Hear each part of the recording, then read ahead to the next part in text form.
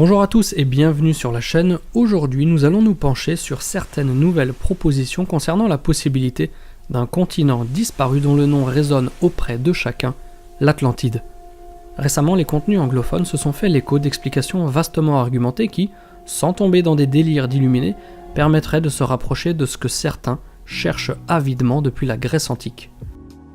L'Atlantide est un sujet qui passionne au point de ne plus être capable pour certains de prendre le recul nécessaire afin de se demander si l'on nage en plein fantasme ou si l'on étudie la chose sérieusement.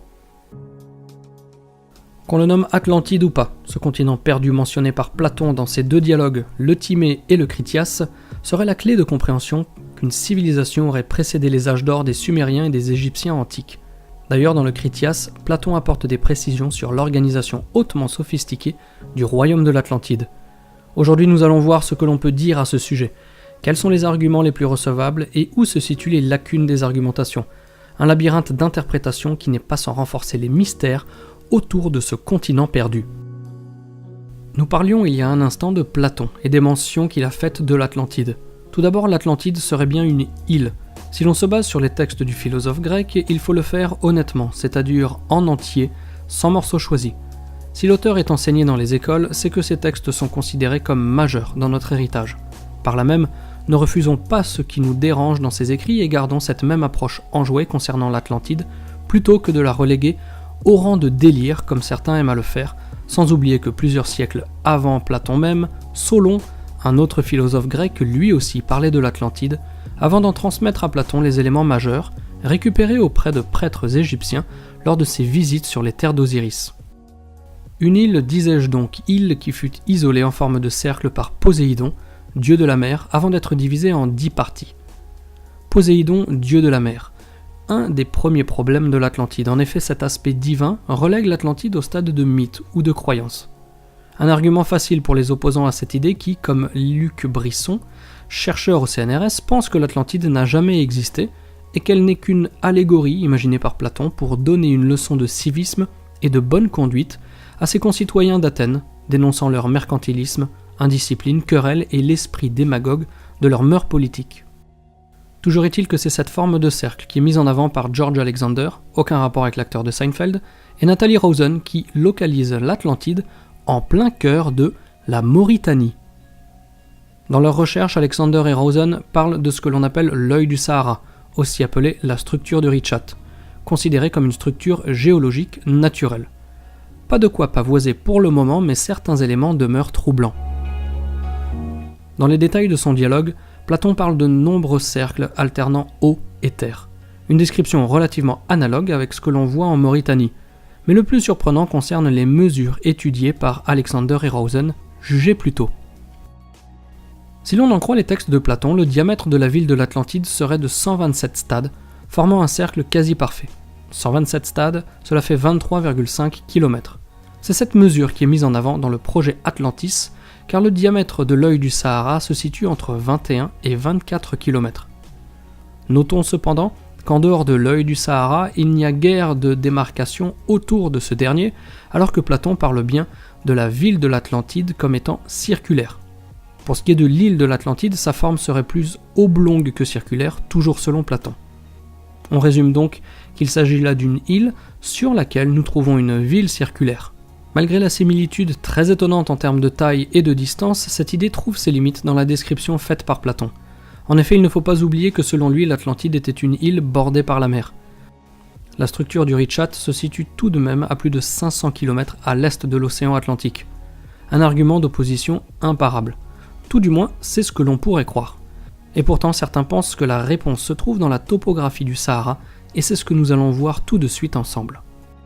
Selon la chaîne Bright Insight, lorsque l'on prend quelques kilomètres d'élévation, nous sommes capables de déceler quelques caractéristiques qui feraient penser que bien que présent au milieu des terres, l'œil du Sahara était alimenté par de nombreuses rivières convergeant vers les fameux cercles atlantes.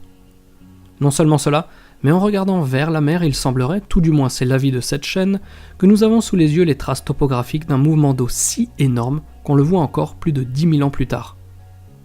N'ayant pas les compétences techniques pour statuer sur cette interprétation, je laisse le soin à ceux qui les ont de le faire, mais il me semblait essentiel de partager cela avec vous. Il y a néanmoins un élément probant, toujours mentionné par cette chaîne. des puits ont été creusés par Rosen et Alexander. Au fond de ces derniers, nous avons retrouvé de l'eau salée. À l'instar du lac Titicaca et ses restes d'eau salée, nous pourrions voir là de nouveaux signes d'un ancien cataclysme par l'eau.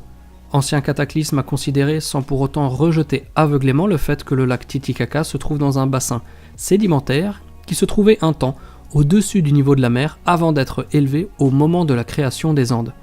En tout état de cause, la probabilité d'un cataclysme est rejointe par les textes de Platon lorsqu'ils indiquent que l'Atlantide aurait été détruite 9000 ans auparavant par un déluge ou tout du moins un événement brutal. Une chronologie suffisamment surprenante pour la lier avec la fin de la dernière ère glaciaire. Aussi intéressante cette idée puisse-t-elle être, elle ne manque pas d'être critiquée par d'autres qui, comme Guillaume Delage ou Ancient Architects, ont leur propre avis sur la question, avec par exemple un personnage de la mythologie irlandaise, Manannán mac Lir, le dieu de la mer, tout comme l'était Poséidon. Dieu de la mer qui aurait officié sur une île appelée Friesland, que l'histoire retient comme une erreur cartographique de la représentation de l'Islande, ou, dans certains cas, une île fantôme. Pour ce qui est de l'erreur cartographique, une carte de 1558 réalisée par Niccolò Zeno tendrait à faire penser le contraire. Sur cette carte, nous voyons représenter à la fois le Groenland, l'Islande et Friesland. Cela fait évidemment penser à la très controversée carte de Piri Reis, mais concernant Friesland, le lien avec une terre connue encore aujourd'hui est plus difficile alors que la carte de Piri Reis met le doigt sur un continent qui, lui, est connu, l'Antarctique.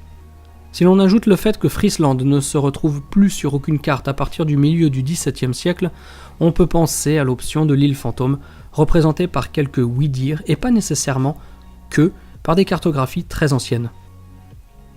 Là encore, le sujet divise et chacun sera libre d'interpréter la chose à sa manière, ce qui est en soi n'est pas un problème dans la mesure où il est avéré que des îles, pays et continents entiers ont péri sous les eaux dans les 15 000 dernières années.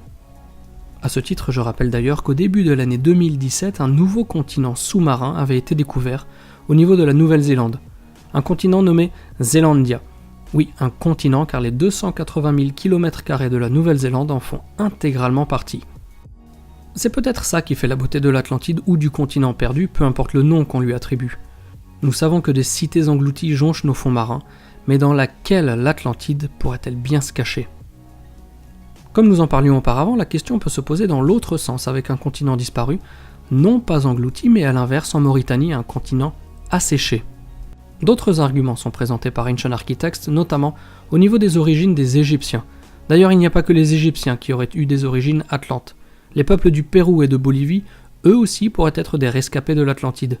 Notez que depuis le début de la vidéo, il est de bonne loi d'utiliser le conditionnel, car face à tant d'hypothèses, affirmer quoi que ce soit avec assurance serait un tantinet cavalier.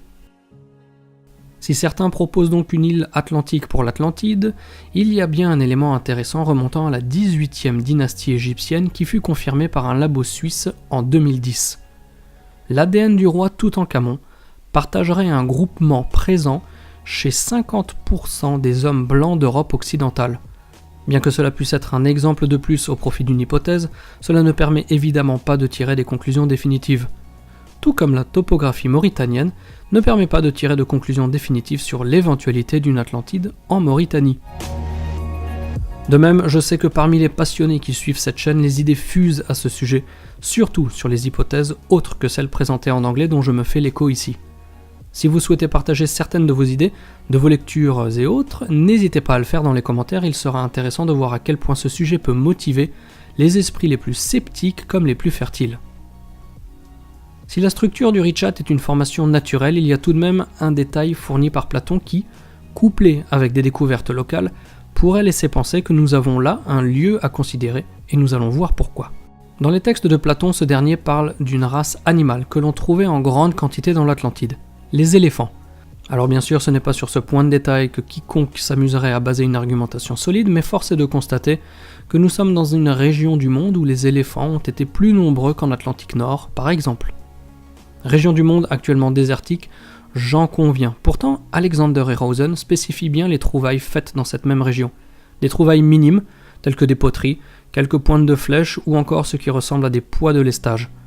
Ce qui montre bien que malgré l'aspect désertique de la région, aujourd'hui, elle n'en a pas moins été habitée à un moment donné. Cela ne prouve en rien qu'il s'agisse là de l'Atlantide et j'émettrais plus de réserves que les chaînes anglophones toujours enclins à faire fantasmer leurs spectateurs, mais compte tenu de l'âge minimum de la désertification du Sahara, placé au moins il y a 8000 ans, nous pourrions retomber sur des chronologies concordantes quant à l'occupation humaine du Richat. Si occupation humaine du Richat lui-même il y a eu, alors nous devrions tout de même retrouver des traces d'habitation, n'est-ce pas ? Eh bien, pas forcément. Il suffirait d'un cataclysme, celui que l'on retrouve dans quasiment tous les textes anciens, cataclysme soudain et surpuissant pour que les raz-de-marée qui en auraient découlé détruisent le tout pour en plonger les restes au fond des océans pour l'éternité. Un scénario catastrophe digne de film de science-fiction, peut-être, mais demeurent 3 arguments qui, mis bout à bout, pourraient faire de cette idée une vraie réalité. Le premier argument est, comme je le disais, l'omniprésence d'un cataclysme, souvent par l'eau dans les textes anciens d'à travers la planète. Une coïncidence telle qu'il serait plus pondéré de suggérer une origine commune que de croire en un fantasme collectif de la part de peuples n'ayant jamais communiqué entre eux au moment de la rédaction des textes en question. Le deuxième argument est constitué par l'ensemble des traces que l'on peut trouver sur Terre qui feraient penser qu'un arrêt brutal ait mis fin à une grande partie de ce qui se passait sur Terre à l'époque. Sur ce sujet, je peux vous renvoyer à la vidéo que j'avais faite, dont vous retrouvez le lien également dans la description. Et le troisième et dernier argument fourni par notre bon vieux Platon, c'est que dans ces textes, il parle d'une Atlantide qui aurait disparu, et je cite, « en l'espace d'un seul jour et d'une seule nuit ». Je pense qu'à présent vous avez de nouvelles informations concernant ce vaste sujet qu'est l'Atlantide. Informations tantôt au crédit de son existence, tantôt à sa décharge. Toujours est-il qu'en les ajoutant à tout ce que l'on peut dire et lire à ce sujet, je pense que vous êtes à présent bien équipés pour échanger entre vous. En vous remerciant d'avoir regardé cet épisode dans son intégralité, je vous dis à la prochaine pour une nouvelle vidéo.